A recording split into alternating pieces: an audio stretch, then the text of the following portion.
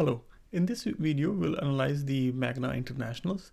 This is the third quarter annual report. As you might already know that Magna and LG comes up with a joint partnership, and in this partnership they're trying to target the EV market. As we already know, the Tesla and other electronic motors company has disrupted this market. So LG is already supplying the part for as you can see, the Chevrolet Bolt and Jaguar I-Pace, right? So with this partnership, and that's coming officially from the Magna website 2020 press release, as you can see, and the CEO is already mentioning that the joint venture will include more than 1,000 employees located at LG location in US, South Korea and China. So now, given that, and we already know the history of the Magna is quite big. So let's see in today's video we'll analyze the Magna stock. We'll compare it with the S&P 500, quickly go over the financials, and then I'll review I'll find the intrinsic value using the three models, as you might already familiar if you're used to my channel. And then in this one I also estimate the rate of return what we can get, and I can say I'm pretty surprised that this stock gave such a good return as well. There is a certain point which I don't like it, but I will also mention after the showing the rate of returns. So without further delay, let's get started. Just a disclaimer, this is the education video and consult your financial advisor prior making any financial decisions. Okay, so now if I see the comparisons of S&P 500, quickly we want to see, okay, where if we rather invest in this stock, at least at the history perspective, we should know, does it do any better or not. We can easily see the 5-year, the annual return, if you invest in S&P SPX, it's 104% return. The same amount if you have invested in this Magna stock, it's 126% returns. Still higher and not like extremely, but still better if you have invested that. And pretty much if you have noticed, it's pretty heavy correlation with the SPX as well. So if I see on the return on equity side, just if you ignore the 2020, because most of the company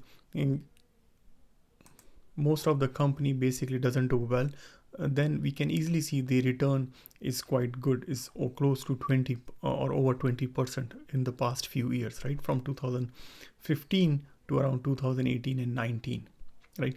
And also the cherry on the top is the dividend per share. The company is giving the dividend, but not that, also increasing the dividend as well, except in 2014, which we can see there is quite a spike and then drop in terms of the dividend, but at least they are paying the dividend, so that's a good sign. And another thing I also like about this is the number of share outstanding. So not only the company is giving the dividend back, but as you can also see, they're doing the share purchase as well. So when I was reading the Warren Buffett book, so Warren Buffett likes these kind of a company, and also I like also these kind of a company where basically they go and purchase their shares, so we don't have to worry about reinvesting the money. So, but that's a good sign there. This company is giving the dividend plus giving the buying the share as well. So from the both side, at least it's giving some money back to the investor. So before I go to the valuation, I'll just go quickly one or two slides, not much. The gross margin, if I see, it's quite a drop as well. So that's lower than, a little higher than 10%, but overall it's, even if I see, it's pretty lower than 14%. The revenue, it's keep declining. That's what I see as well. And you can easily see from 2014 to 2020, it's a little bit over 10, but then it's trying to go over 10, but then it's dropped back to 1 or 2 year, then go back and come drop as well. Okay, so now let's go to the model. I'll open the spreadsheet, and then what I'll do, I'll show you the 3 models and then come up with the final price, and then we'll go over the intrinsic value calculation, sorry, the IRR, right? So this is the net profit model, the very first model. This model,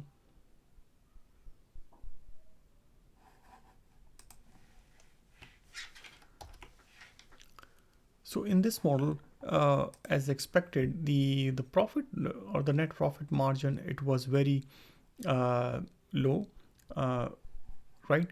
And it's keep basically declining, right? If I see from the 2-year CAGR or 5-year CAGR, so it's not a lot, right? So one of the main reason is because the company is reinvesting less on the company and giving back to the shareholders. But nevertheless, so this we can see the trend of for the past 9 years, and then expected this year end this will be. So 2020, I think we just need to include. So I have taken the 2019 as assuming that as a conservative the net profit, and then I'll growing that to for the next 10 years. So here I'm taking the net profit growth as a negative, and but I'm in the within the long term, I expect that because the company does well, and then it increased to 2%.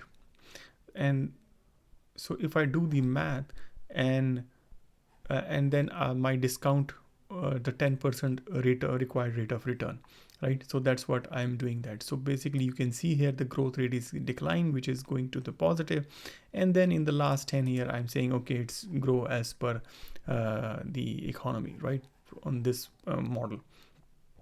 So if I do the math, the number of share outstanding is this, is market caps coming up to be 19 billion.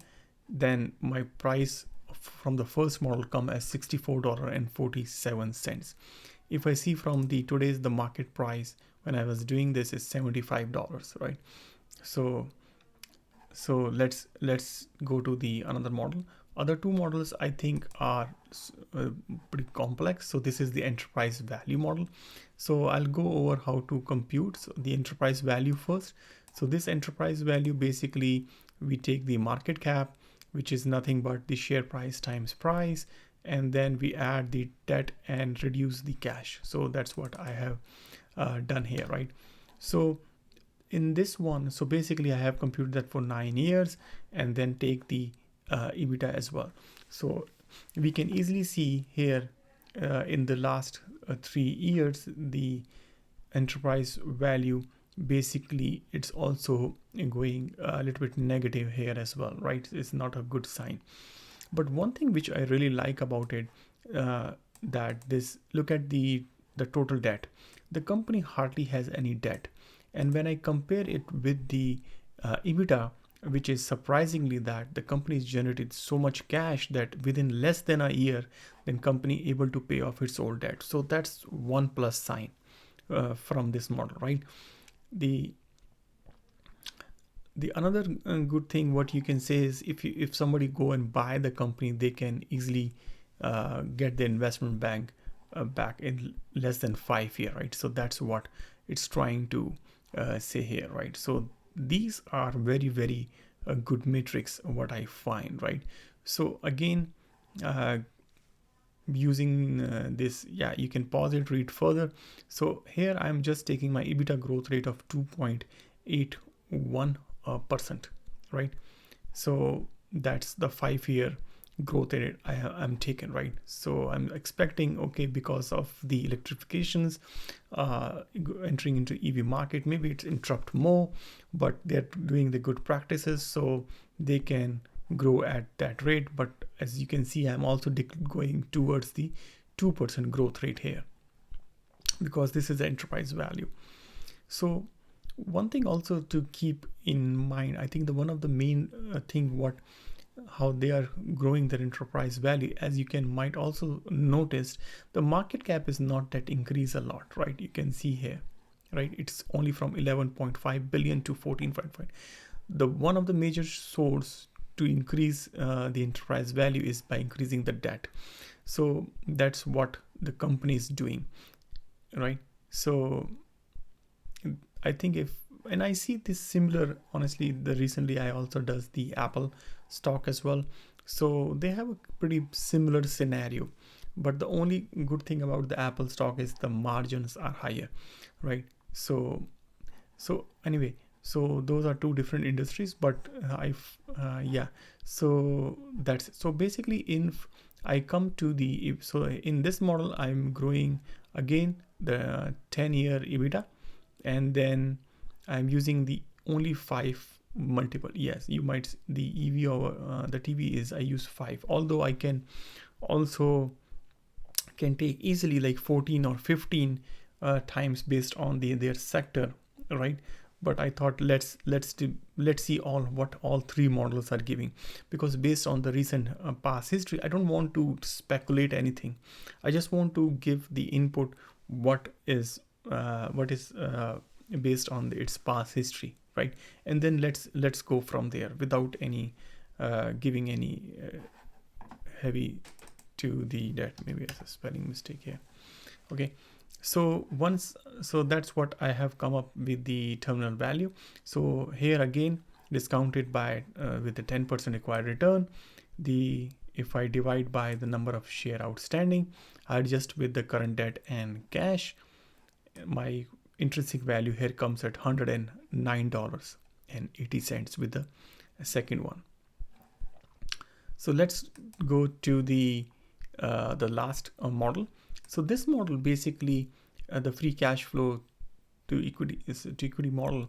Here I'm basically is how to get this. So the operating cash flow, you reduce the capital expenditure plus add the any new net borrowing. But if you have paid it, just reduce it, right? So that's how you get this free cash flow. Then I'm divide this by number of share outstanding to get the per share flow as well, right? So this is on the per share basis. If you can see the yield here, which is surprisingly the not very surprising if we can follow. So let me increase a little bit the font. Hopefully you can see nicely. So the data is huge, so that's why. Okay, so here if you can see the free cash flow yield, you can see here it's in double digit, right? 23%, 19% and 22%. The reason is that because as you can see, the company is generating the huge amount of the cash flow, as we can see in the enterprise value and model as well. So the company has enough cash flow after paying a lot. So it's after paying all those expenses, it has a free cash flow left as well. So there is no such liquidity and other problems here. So, but this is pretty honestly very good, right? Usually we won't see that, especially in the auto part and other sectors. So here, if I see the free cash flow yield in the recent, the average free cash flow for the last 3 years, the CAGR is almost 22%, right? And with the last 5 years is 18%. So it's even improving with recent, even improving, right? So here I have what I have done. I've used here a little bit of the Mr. Pabrai model touches as well. So not just purely on the free cash flow yield basis. So what I have taken the free cash flow growth rate of 21.68%, and then I'm assuming that after it drops to the 7%, right? Just for the long-term free cash flow growth, might be more, but that's what I think. It's 10 years is a little bit longer time. So if I do the math and discount by the 10%, I get the my present value of, because this is already on the per share basis of $241, right? So as this model basically reflects the all the money which we are getting back, right? So that's what it is. And if we see in the 2030 pricing, that the price what it should be in $365 Although if I tweak the parameters of little bit neutral as well, I can expect 400 something when I was doing, but I thought just shred that little bit and comes to 365. But it cannot be lower than that. Well, that's what for sure I can think of. So this is a bit conservative side based on their yeah, but I think it can be more. But anyway, let's see what's the price, the final price. So we can see all these three models. This is the first model, the second model, and third model. We gave equal weight because we just to be neutral. And then this is our weighted price. And if I come with the price now, my price comes up to be $140, right? And if I see into the market price right now is $75 or $76. So this means that in the market, the security is bit on the discount. One of the, so that's on the one thing. So if we enter into this price, and I'm not sure, maybe I'll after this today, because of this the news, the price is going very high very fast, right? So if the if we enter into this price, so what the return we get? So this is my projected return. So it's 29.81% on the IRR. If I buy this, it can give me 29.81% IRR based on the price. But if I enter into the $90 price, I'll still get 26.28. When I was splitting out on this one, I think the most of them is coming from the share purchase and then plus the dividends. So that's how it is break down, and plus some market cap appreciations as well. So that's pretty good in terms of the returns which we are expecting, because I was only expecting over 10-15%, but here is close to 30 or over 25, depend what price we can get. I think the share in the short term might hit a little bit very high, close to 110 very soon, if because of this EV market speculation and people wants to go there. But this is good. So fundamentally, if looks like the stock is quite good. There are a couple of things which I don't like about the stock as well. So let me go and read my notes. So that one is okay. Yeah, the first one, I think what I really don't like about the stock is, although the margin everything is good, is the very high operating cost. And the second thing is also they have the huge in terms of the capital expenditures, right? Also they have a free cash flow, but I find when I see the trend, the capital expenditure is over. And the third thing which I also find, that there is very less in terms of research and almost no research and development. Mostly they are buying a lot, right? So that's what I find. And the net profit margin is quite low as well, since the gross profit margin is high. Maybe it's because of this industry and all, but overall that I expect it, if it's a little bit better, then it's might nice.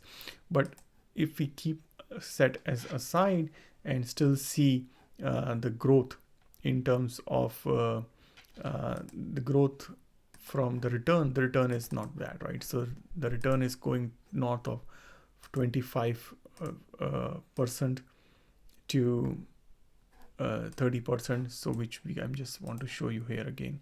So that's quite amazing, right? So let me know what you think, and this can be because the company, there are many companies in soon who will be producing the vehicles, but for sure they need the parts from someone, right? So these companies, they should be supplying. If Magna can be one of them, I think it can be the game changer, and it's already doing the right stuff to partnership with LG, who has the experience. So being a 49% stake in that new spin-off company should be good. Maybe you never know, maybe other company can come like that, but still it's in the not Yeah, it will come, but that's my analysis of these stocks. Yeah, so if you like it, as usual, I'll request to subscribe to the channel, like the video, and if you want these kind of stock valuation me to perform any other stock, you can put in the comments, or you can see my stock valuation series. Usually in those valuation series, I have performed 2 3 using these 3 models and come up with the stock price, and in some cases also come up with the IRR. Okay, thanks for watching, and bye for now.